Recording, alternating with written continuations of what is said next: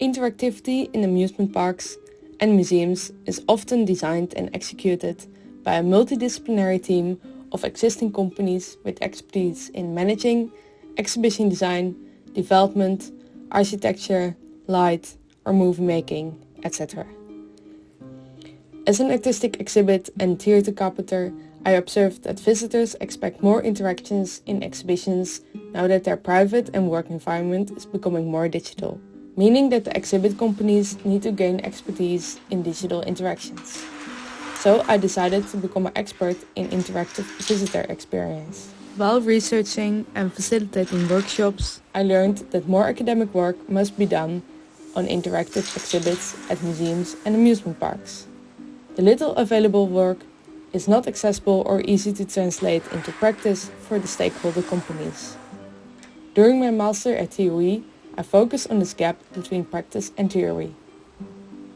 Meetings with stakeholder companies and reading papers about exhibit interactions resulted in an interaction strategy framework, the ISF, with 5 categories. The ISF categories are now shortly described with clearly designed images in the same context. Water slides. The first of the ISF is the linear interaction. A visitor does A, push a button, B happens, and water sprays. The second category is the windfill scenario. A visitor does A, press a button, B happens, and water sprays. When pressing the button in time, the other visitor on the water slide gets wet. The third category is the multiple decision point. The visitor chooses between options A, left or right slide, and picks again, B. Made choices decide the outcome. The fourth category is personal input. The visitor inputs their swimsuit color, A, and the slides give a band type matching their swimsuit, B.